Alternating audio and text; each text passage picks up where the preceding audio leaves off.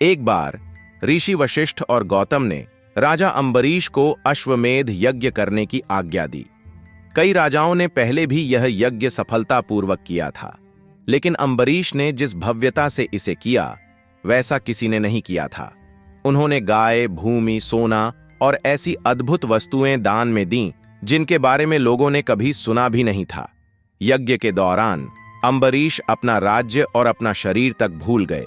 उनका पूरा ध्यान केवल भगवान नारायण पर केंद्रित था। यज्ञ के अंत में स्वयं भगवान नारायण प्रकट हुए और अपना परम शक्तिशाली अस्त्र सुदर्शन चक्र अंबरीश को भेंट किया। कुछ समय बाद ऋषि वशिष्ठ के कहने पर अंबरीश ने द्वादशी व्रत का पालन किया, जो 12 महीने का व्रत होता है। 12 महीनों तक कुछ नियमों का पालन करने के बाद अंबरीश को 1 वर्ष पूरा होने से 1 दिन पहले उपवास रखना था।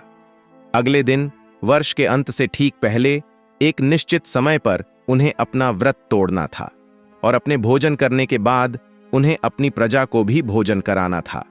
ये व्रत के नियम थे। अंबरीश अंतिम दिन अपना व्रत तोड़ने की तैयारी कर रहे थे। तभी अचानक ऋषि दुर्वासा वहां आ पहुंचे। अंबरीश ने उनका आदर सत्कार किया। दुर्वासा ने कहा, हे राजन, संसार में ऐसा व्रत किसी ने नहीं किया। तुम्हारी बहुत कीर्ति होगी। तुम्हारे राज्य में हमेशा शांति और समृद्धि रहेगी। अंबरीश ने प्रार्थना की, स्वामी, आज आपको मेरी अतिथि सेवा स्वीकार करनी चाहिए। दुर्वासा ने कहा, खुशी से, लेकिन मुझे थोड़ा समय दो। मैं नदी में स्नान और अपनी दैनिक प्रार्थना पूरी करके आता हूं। यह कहकर दुर्वासा अपने शिष्यों के साथ नदी की ओर चले गए। जब दुर्वासा बहुत देर तक नहीं लौटे तो अंबरीश चिंतित होने लगे। क्यों?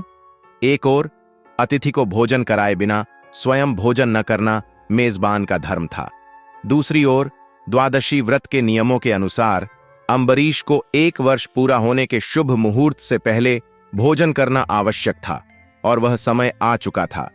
व्रत के दौरान जितने शांत अंबरीश थे, अब उतने ही चिंतित थे। वशिष्ठ ने उन्हें तुलसी जल के कुछ बूंदें अपने होठों से लगाने का सुझाव दिया, यह कहते हुए कि इससे उनके व्रत में कोई दोष नहीं लगेगा। अंबरीश ने वशिष्ठ की बात मान ली। शुभ मुहूर्त के बाद दुर्वासा लौटे। उन्होंने अंबरीश के इस कार्य को जान लिया। वे क्रोधित होकर बोले, अंबरीश, तुम अहंकार में अंधे हो। अंबरीश ने पूछा, हे मुनिवर, मेरा क्या दोष है? दुर्वासा ने कहा, तुमने मुझे अतिथि के रूप में आमंत्रित किया और फिर मेरे परोसने से पहले ही भोजन कर लिया। क्या यह आतिथ्य के नियमों का उल्लंघन नहीं है? मैं एक महर्षि हूं, कोई साधारण अतिथि नहीं। मेरा अपमान करना तुमसे अपेक्षित नहीं था। अंबरीश ने विनम्रतापूर्वक लेकिन निर्भयता से अपनी बात रखी, लेकिन दुर्वासा क्रोध से भरे हुए थे। उन्होंने अपने सिर से एक बाल तोड़ा और उसे मंत्रों से शक्ति दी। एक भयानक राक्षसी प्रकट हुई और अंबरीश को मारने के लिए अपनी तलवार उठाई। तभी पलक झपकते ही सुदर्शन चक्र प्रकट हुआ और उसने राक्षसी का अंत कर दिया। फिर भगवान का अस्त्र ऋषि दुर्वासा की ओर मुड़ गया। दुर्वासा भाग खड़े हुए। सुदर्शन चक्र उनका पीछा करता रहा। जंगलों, नदियों, रेगिस्तानों, मैदानों, शहरों, हर जगह दुर्वासा भागते रहे। अंत में उन्होंने ब्रह्मालोक में भगवान ब्रह्मा के निवास स्थान में शरण ली। ब्रह्मा ने उनसे कहा, मैं विवश हूं।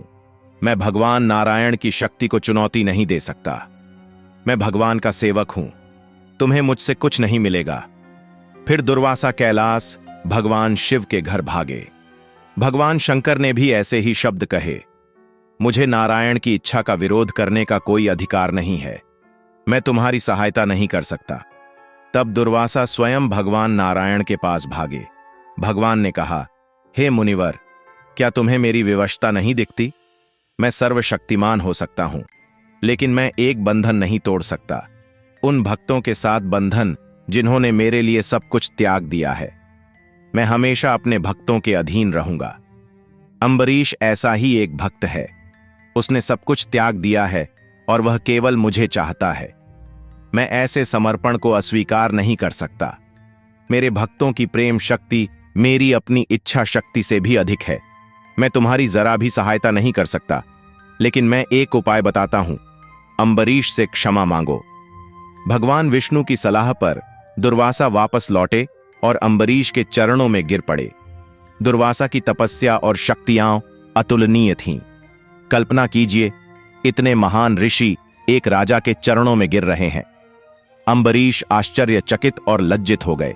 उन्होंने कहा, हे महान ऋषि, आप तपस्या और ज्ञान के धनी हैं, कृपया मुझ जैसे साधारण मनुष्य के चरणों में न गिरें।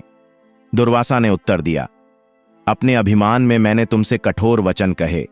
मैंने तुम्हारी सच्ची भक्ति को पहचाने बिना तुम्हें कष्ट दिया, मुझे क्षमा कर दो। तब अम्बरीश ने दुर्वासा की ओर से प्रार्थना की, हे भगवान विष्णु, आप प्रेम और करुणा के अवतार हैं, आप सर्वज्ञ और सर्वशक्तिमान हैं, कृपया ऋषि के दोषों को क्षमा करें। तभी सुदर्शन चक्र ने ऋषि का पीछा करना बंद किया।